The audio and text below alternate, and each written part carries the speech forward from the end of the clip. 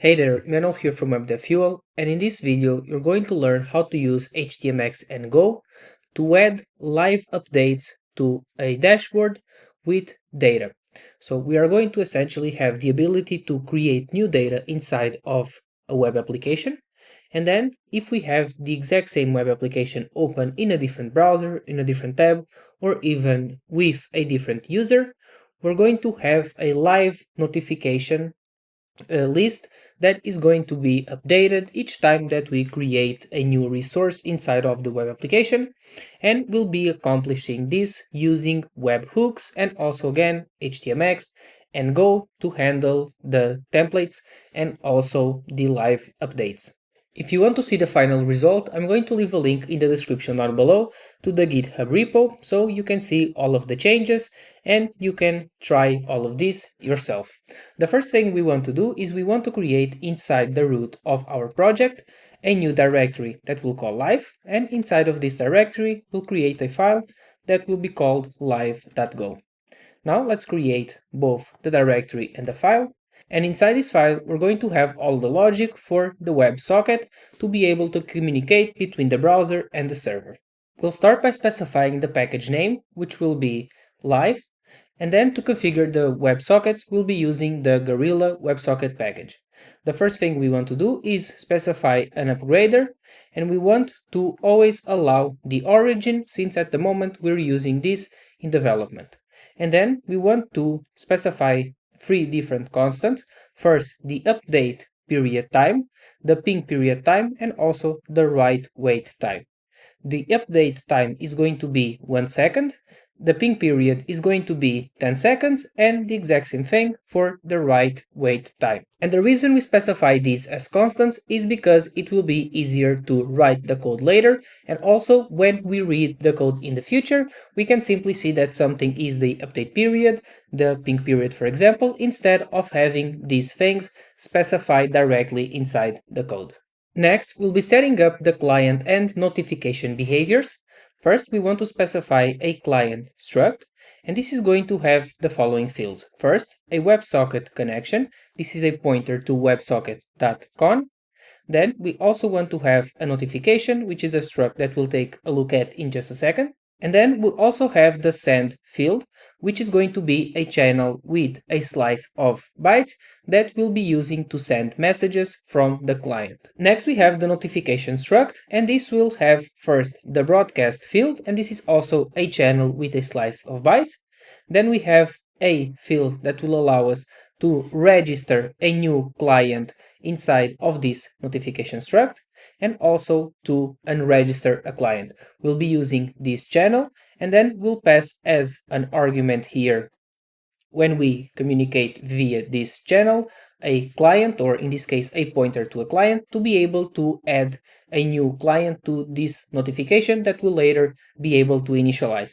And then to hold the quote-unquote list of clients, in this case a map with different clients, we have this field that is clients, and then this is going to be a map where the keys are pointers to a client struct and the value is a boolean. So when we add a new client here to the notification, we want to keep this as true, and then later we'll simply be able to delete the client from a map when we want to unregister. And finally, to initialize a new notification, we use this new notification function. It is going to return a pointer to the notification, and we initialize this down here. We first of all specify here a new channel with a slice of bytes. Then for the register and unregister, we want to initialize here a channel with a pointer to a client struct. And finally, we initialize here the clients. And for all of these, we'll be using the built-in make function that Go provides us with. And then inside of this function, we simply need to pass the type that we specify here inside each one of these fields. Now we want to add the logic that will allow us to initialize a new notification pool later inside our main.go file, and to accomplish this we'll be using this run function. And then inside this function we want to add a for loop and also a select statement here.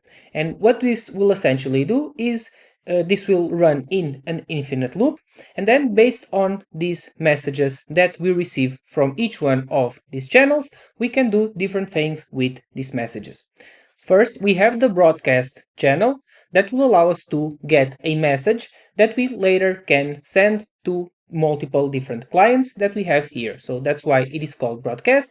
It is because when we have a certain action that is taken inside our code, we'll be able to send a message through this channel and then send this message to all of our clients, and that will be reflected inside the browser.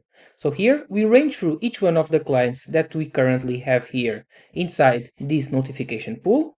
And then using this select statement, we'll be able to try and send a message to this client.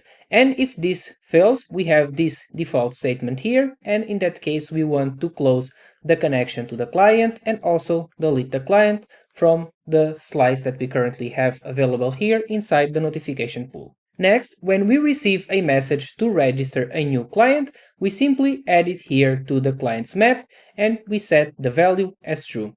And also to unregister a client, we want to first of all check if the client still exists inside our map.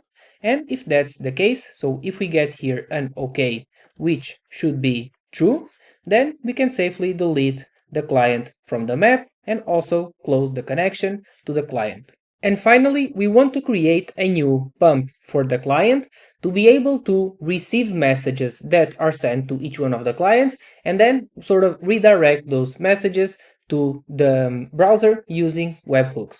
So the function name is going to be pump and it is going to be attached to the client struct. And we first of all want to create a new ticker, and the ping period is going to be used here as an argument. Next, we want to defer two different things. First, we want to defer the unregistering of this client from the notification pool, and we also want to defer the closing of this connection, which essentially means that after running this function, we are going to send a message to the notification pool telling it that we want to disconnect this client, or in this case, unregister, and we also want to close the connection here from the WebSocket. So if we take a look at this, again, this is a WebSocket.com, and we want to use this method to close the connection to the browser. Finally, we want to do the exact same thing that we did previously. We add here a for loop and then a select statement. This is going to run in an infinite loop, and when we receive a message via the send channel, we want to first of all set here a write deadline, and we'll be using here the write wait constant. And then we want to write a message to the browser using the WebSocket connection. We pass here the type of message that we want to send as a text message, and then we pass the message, which is a slice of bytes. The function will return an error, and we simply want to check to see if this is different than nil, and if that's the case, we'll simply return down here. And then each time the ticker sends a new message, so each 10 seconds, then we want to also set here the write deadline with the exact same value as we did up here.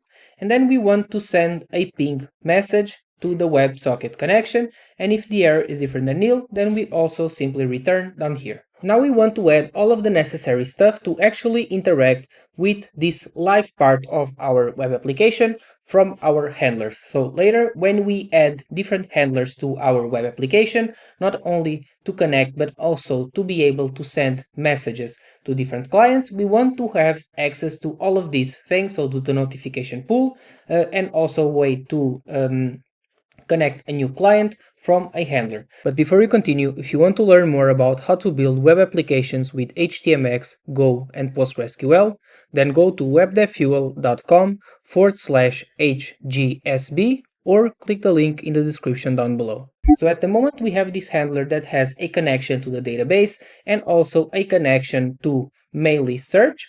And we want to add also here a notification. So this is going to be a pointer to live.notification.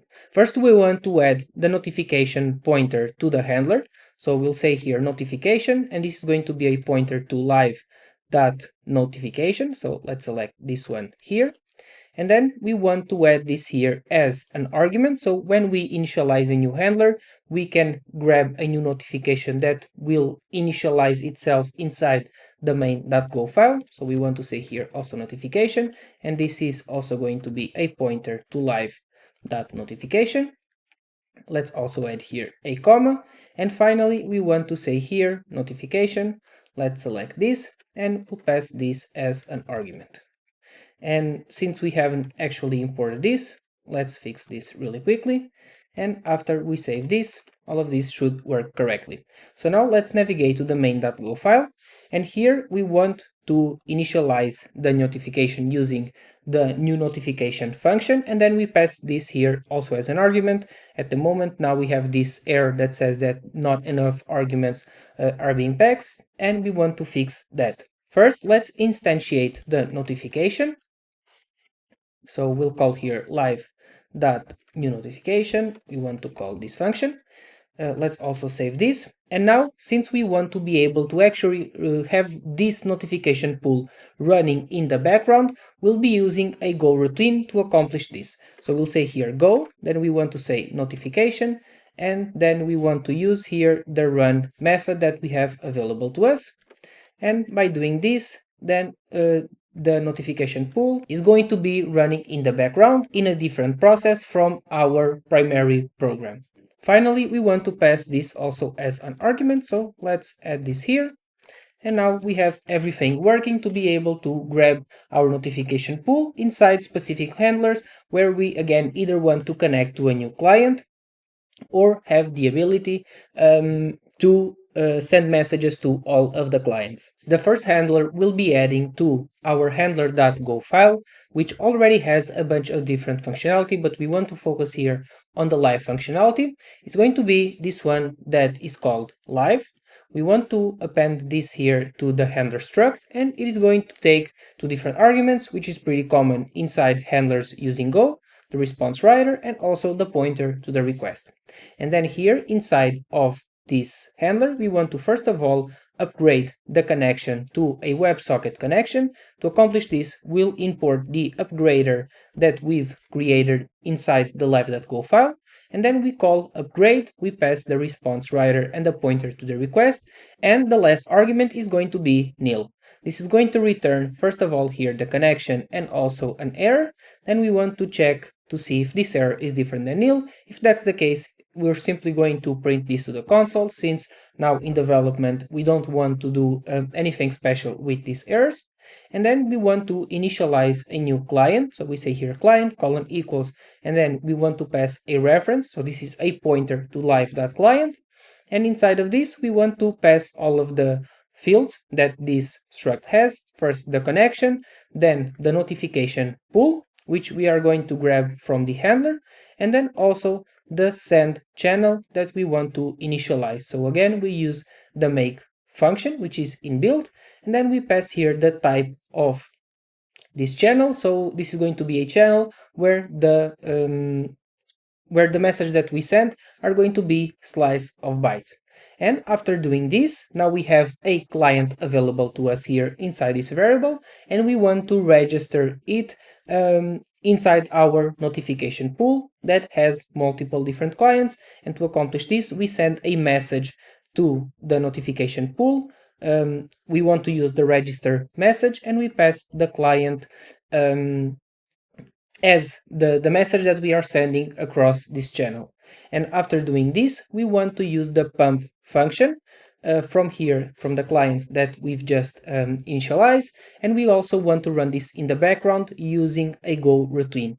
And by doing this, this is also going to spawn a process that is running in the background and is going to handle all of the things related to this client. Again, if we take a look at here, the pump function, it is simply going to read messages that are coming from the notification pool and sending them to the browser, and also each 10 seconds it is going to send a ping message to check to see if the connection is still open. So after doing this, we want to add also a handler that is simply going to be used now in development to send messages, or in this case to broadcast actually messages to the notification pool and we'll be using HTMX to be able to send these notifications and show them in the browser. So again, we are simply going to use this in development to be able to use a simple curl command inside of the terminal and send something and see if all of this stuff is working before actually doing the integration, where we'll be able to create a new resource and then see a notification inside the dashboard letting us know that the resource was created. And here we'll be sending something very simple, a div where the ID is notifications. We have here this HTMX argument or attribute actually that we'll take a look at in more detail in just a minute. And in this case, we want to add a very simple message that will be saying new notification. And by doing this, by passing this slice of bytes with this HTML element and broadcasting this here to the notification pool, it is going to send this across all of our clients that are connected, and it is going to show inside the browser. So now let's see how we can take care of the templates to be able to not only show a initial state of our live notifications that is simply going to say something like we don't have any notifications at the moment, and then when we start adding new notifications it is going to start appending them to a list. But before we continue, if you want to learn more about how to build web applications with HTMX, Go and PostgreSQL, then go to webdevfuel.com/hgsb or click the link in the description down below. The first thing we want to ensure is that we are including both the HTMX JavaScript file and also the WebSocket extension inside our layout. We have at the moment this base.temple, which is going to have our base layout, and we simply want to add inside the head element two different scripts. We want to add the htmx.min.js and also the dubs.js. Both of these files are going to ensure that all of this works correctly, and I'm going to also leave again in the description down below a link to the GitHub repo, and inside the repo there will be more detailed instructions on how to download both of these JavaScript files and include them inside your project. If we take a look at the current state of our web application, we have here a dashboard that has different data that is shown to the user, and we want to add a new card down here that will include all of the live notifications that are going to be sent via WebSockets. To add this card, we'll be using the feed template, and inside of this template, first of all, we want to also include a JavaScript file that will be called notification.js, and this will have very simple functionality. We want to essentially have the ability to listen when a new WebSocket connection is open, and we want to add a different state inside of our web application, and also when it closes we want to be able to notify. So this is going to be around, let's say, 10 lines of code, something very simple, but we want to include this here, and we'll take also a look in just a second at all of its functionality. And then we want to add here a div. This is going to be the card, and to enable the WebSocket extension we say here hx-ext, and then we pass the name of the extension dubs. And then we want to say here dubs-connect, and we want to pass the route that we'll be using when connecting to a WebSocket via the server. So we say here /live. This is going to be the route that we'll be setting up when we get to the route part of things. Then we have here a bunch of different classes. We're going to skip over this since this is not really the focus of this video. And then inside the card we have here the feed text to let the user know that this is a feed. And then we have here two different texts. We have the live text, so a span to let the user know that this is currently connected, and another one that says disconnected. Again, keep in mind that we have this notification.js file, and this is going to essentially allow us to toggle between both of these and let the user know if this is currently connected or not. And then we have this div where the ID is notifications. So we need to specify this ID to be able to insert new items at the bottom of our list. And then we have a p tag that says no recent changes, and to be able to hide it when we start adding notification messages at the bottom, we say here last colon block, and what this means is that when this element is the last one inside of this div, we want to show it, and if that's not the case, we want to hide it. So when we add new elements at the bottom, it is going to hide this message that says there are no recent changes. Finally, we want to include this after our charts, so let's add here a new div. We also want to add here a class, so let's say that we add here a margin at the top of, for example, 4, so this is going to be 16 pixels, and then we want to include here the feed component by saying add, and then we say here feed, and we need to call here this function, and after doing this, if we save the file, we now have the feed included here at the bottom. So let's navigate back to the browser and let's see if this is currently working. So by default, it is going to be disconnected, and we also have no recent changes. Now let's take a look at the notification.js file that we want to add to the static directory inside the root of our project. This is very simple. We want to say here document.body.add-event-listener, and then we want to listen for the following HTMX event that is called WS and then open. We need to keep in mind that the O here needs to be capitalized, and by doing this, each time that a new connection to the WebSocket is open, we get here this function invoked. And then we want to grab here the element by ID, where the ID is Pulse, and we want to add here a new class of active. And when the opposite occurs, when the WebSocket connection gets disconnected, so here on close, we want to also look here for the exact same element, and we want to remove the active class so that it shows again the disconnected text. The last thing to do before we can actually give this a try and see if we can actually send messages to the browser via the WebSocket connection is to add two different routes, one to be able to connect to the notification pool with the /live path, and then another to be able to send messages to all of the clients, again only in development mode, to give all of this a try. So let's paste here the following lines. So we want to add two different routes.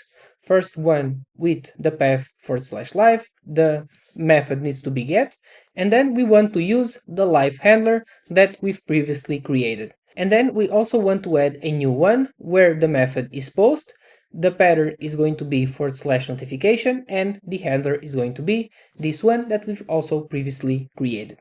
So now let's give all of this a try. If we navigate back to the browser and we refresh, as you can see, this now connects and we see this message that says live. So we are currently connected here to the WebSocket, or in this case to the notification pool via the WebSocket. Now, if we move back to the terminal and we say here curl, we want to ensure that we are using the post method, and we then say here localhost, then the port is going to be 3000, and then the path is going to be /notification. So now if we send a notification, as you can see, we get here the response that is set to our server, and if we move back, we have here now a new notification. And if we continue doing the exact same thing, so let's send a couple more notifications to the browser via the WebSocket, we now have a bunch of different messages that are updated in real time inside of the browser. So this means this now works correctly, and we are able to have here a live feed using HTMX, Go, and then Temple to do the templating of all of this. And as you can see here, the developer experience is very simple, and this is not something that is that complex to implement, and we have a very nice user experience instead of using something like polling, which would have to make constant requests to the backend to check for something. I think this is a much easier and nicer way of doing things when we want to have here a live notification feed. And to be able to send notifications when a certain resource is created inside our web application, we simply want to include this line inside of a different handler where we are, for example, creating a new user, and then we want to have the ability to notify another user, let's say, for example, that a resource was just created inside of the web application. So it is pretty simple. As you can see, it is a one-liner, and by doing this, we can send notifications to the browser, making this entire process very, very simple. So with this being said, I hope this video was helpful to you. You learned how to implement live functionality inside of a web application using this tech stack, and I'll see you on the next one.